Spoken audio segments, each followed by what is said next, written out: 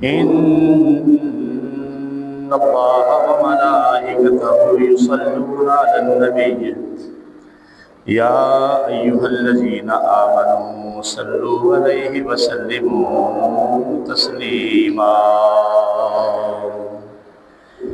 إن الذين يؤذون الله ورسوله لعنهم الله في الدنيا والآخرة وأعد لهم عذابا مهينا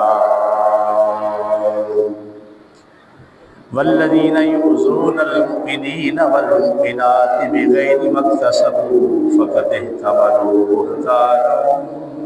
وإثما مبينا وقال رسول الله صلى الله عليه وآله وسلم حسین منی وأنا من حسین ان الحسن والحسین سیدا شباب اہل الجنہ وإن الحسن والحسین ہما ریحان من الدنیا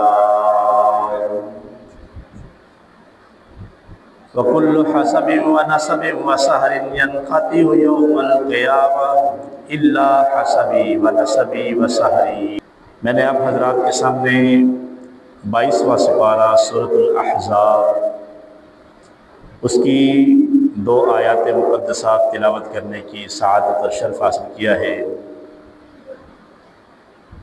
اللہ تعالیٰ نے ان آیات مقدسات کے اندر درود و سلام کا تذکرہ فرمایا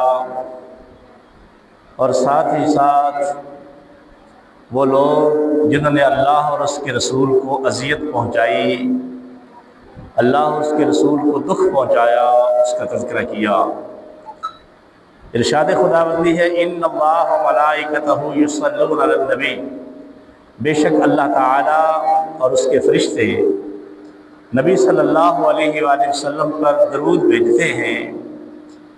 اے ایمان والو صلو علیہ وسلم تسلیما، تم بھی آپ صلی اللہ علیہ وآلہ وسلم پر درود پڑھو اور خوب خوب سلام بھیجو۔ ان الذین یؤذون اللہ ورسولہ لعنہم اللہ فی الدنیا والآخرہ، بے شک وہ لوگ جنہوں نے اللہ اور اس کے رسول کو اذیت پہنچائی، اللہ تعالیٰ اور اس کے رسول کو دکھ پہنچایا، لعنہم اللہ فی الدنیا والآخرہ، اللہ تعالیٰ نے ان پر لعنت فرمائی دنیا میں بھی اور آخرت میں بھی، وَأَعَدَّ لَهُمْ عَذَابٌ مُهِينًا، اور اللہ کریم نے ایسے لوگوں کے لیے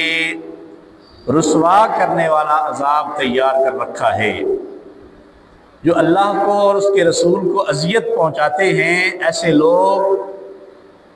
ذلیل و خوار دنیا میں بھی ہوں گے اور آخرت میں بھی ہوں گے۔ والذین یؤذون المؤمنین والمؤمنات، اور وہ لوگ جو ایمان والے مردوں اور ایمان والی عورتوں کو تکلیف اور اذیت پہنچاتے ہیں، بغیر مکتسبوا، جو انہوں نے کیا تک نہیں، بغیر کسی وجہ کے، بغیر کسی عذر کے اہل ایمان کو، مردوں عورتوں کو دکھ پہنچاتے ہیں، فَقَدِ احْتَمَلُوا بُهْتَانًا وَإِثْمًا مُبِينًا، یقیناً ایسے لوگوں نے بہتان باندھا اور واضح گناہ کیا، صریح انہوں نے گناہ کیا ہے۔ اللہ کو اور اس کے رسول کو تکلیف اور اذیت پہنچانا یقیناً یہ کبیرہ گناہ ہے، لیکن اس مقدس آیت کے اندر ایک عام مسلمان کو بھی تکلیف پہنچانے سے روکا گیا ہے۔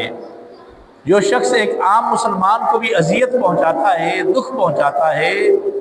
فرمایا وہ بھی بہتان باندھ رہا ہے اور بڑا واضح اور صریح گناہ کر رہا ہے۔ اور ایسا شخص جو ہے کبیرہ گناہ کا مرتکب ہے، ایسا شخص جو اہل ایمان کو دکھ پہنچاتا ہے، اذیت پہنچاتا ہے، ایذا پہنچاتا ہے، وہ شخص اللہ اور اس کے رسول کے ہاں قابل گرفت ہے۔ ایسا شخص جو ہے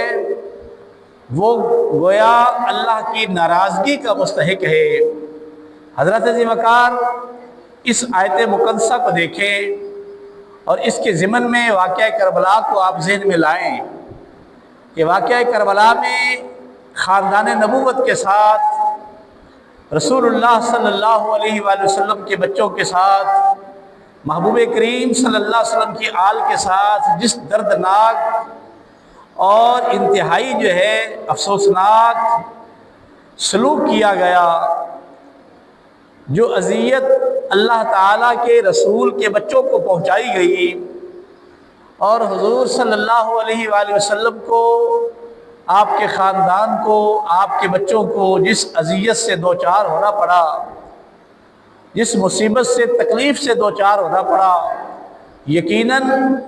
جن لوگوں نے تکلیف پہنچائی ہے اللہ کو اور اس کے رسول کو اور رسول اللہ کی اولاد کو، وہ قرآن مقدس کی اس آیت کے مصداق ہیں کہ بے شک وہ لوگ جنہوں نے اللہ اور اس کے رسول کو اذیت پہنچائی، لعنہم اللہ فی الدنیا والآخرہ، اللہ نے ان پر دنیا اور آخرت میں لعنت فرما دی ہے۔ یقیناً ان پر اللہ کی بھی لعنت ہے، فرشتوں کی بھی لعنت ہے اور سارے جہان کے لوگوں کی ان پر لعنت ہے جو اللہ کو اور اللہ کے رسول کو تکلیف اور اذیت پہنچاتے ہیں۔ نبی کریم رحمت عالم صلی اللہ علیہ وآلہ وسلم کے شہزادے، حضور کے بیٹے، نواسہ رسول، صبت رسول، امام علی مقام حضرت امام حسین رضی اللہ تعالی عنہما، آپ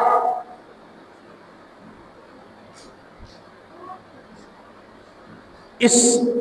واقعہ کربلا سے پہلے نبی کریم صلی اللہ علیہ وسلم کی ان کے ساتھ پیار کی ایسی ایسی مثالیں ہیں کہ ایک بار اللہ کے حبیب خطبہ دے رہے تھے جمعے کا، خطبے کے دوران دونوں شہزادے امام حسن و حسین جو ہیں وہ آتے ہیں، مسجد نبوی شریف میں انٹر ہوتے ہیں، مسجد نبوی شریف میں داخل ہوتے ہیں، اور نبی کریم رحمت عالم صلی اللہ علیہ وآلہ وسلم نے ان دونوں شہزادوں کو آتے ہوئے دیکھا، ابھی عمر تھوڑی ہے اور لڑکھڑاتے ہوئے آ رہے ہیں۔ اللہ کے حبیب صلی اللہ علیہ وسلم نے خطبہ جمعہ چھوڑ دیا اور ممبر سے نیچے تشریف لے آئے، آگے بڑھ کر دونوں شہزادوں کو اٹھا کر اللہ کے حبیب صلی اللہ علیہ وآلہ وسلم اپنے پاس لائے۔ حضور نے اپنے پاس لا کر ایک ران پر امام حسن کو بٹھا لیا، دوسرے ران پر حضرت امام حسین کو بٹھا لیا، اور اللہ کے نبی صلی اللہ علیہ وآلہ وسلم نے فرمایا یقیناً اللہ تعالیٰ نے سچ فرمایا ہے کہ انما اموالکم و اولادکم فتنہ، بے شک تمہارا مال اور تمہاری اولاد فتنہ ہے، یہ آزمائش ہے تمہارے لیے۔ دیکھیے جب یہ بچے میرے بیٹے آ رہے تھے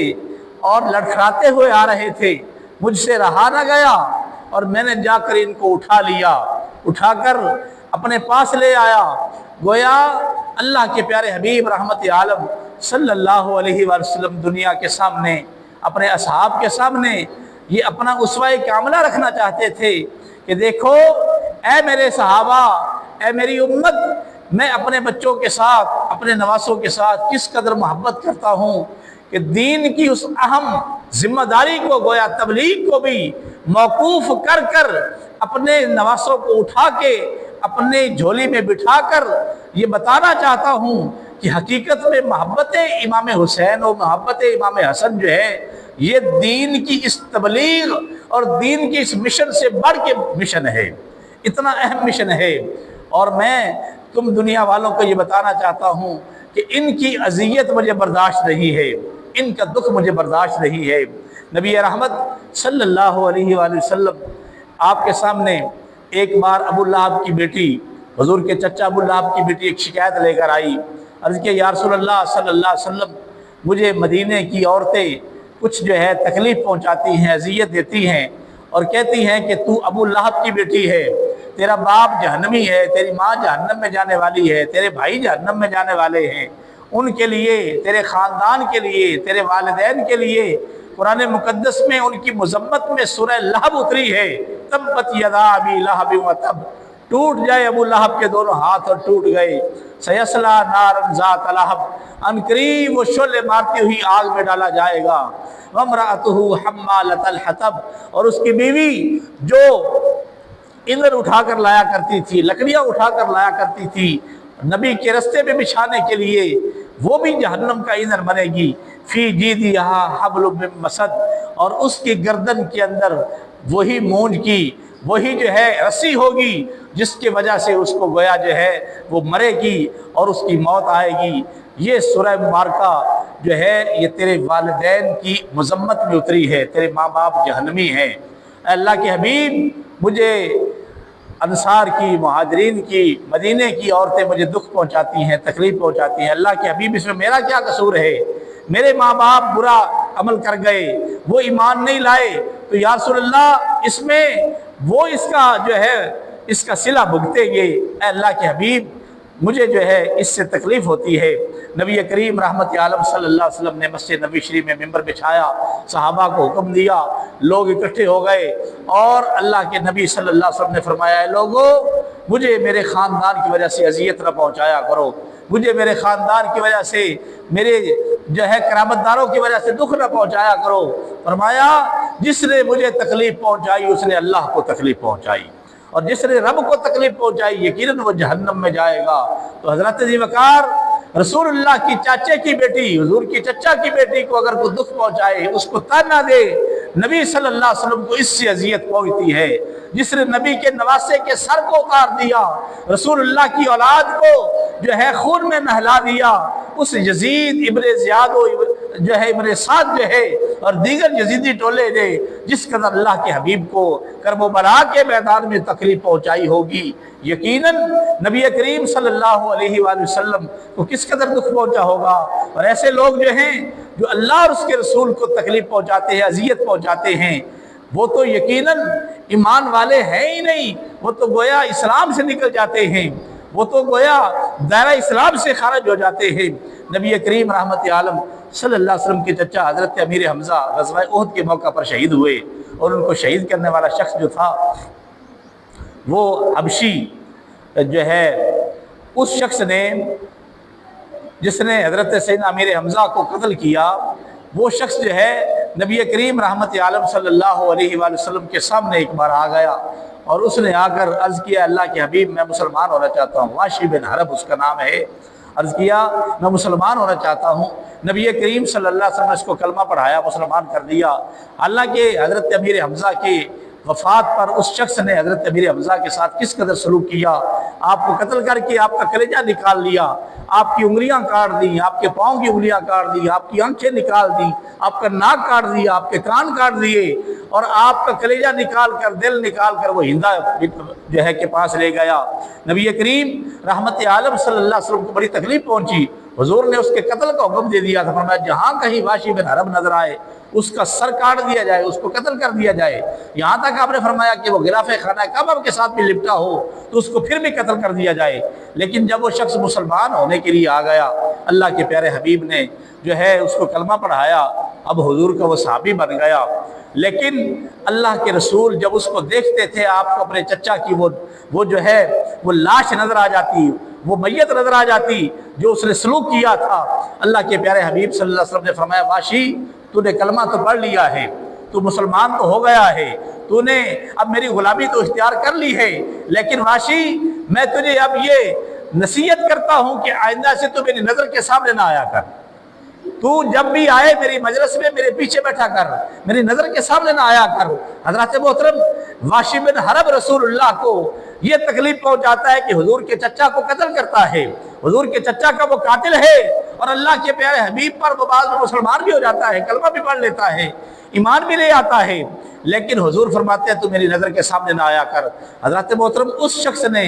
جس نے حضور کے چاچا کو قتل کیا، اللہ کے پیارے حبیب صلی اللہ علیہ وسلم کو اذیت پہنچائی، میرے نبی پر وہ مسلمان بھی ہو جاتا ہے، ایمان بھی لے آتا ہے، اس کے باوجود اللہ کے پیارے حبیب صلی اللہ علیہ وسلم کو اس کو دیکھتے ہی اذیت پہنچتی ہے۔ بتائیے،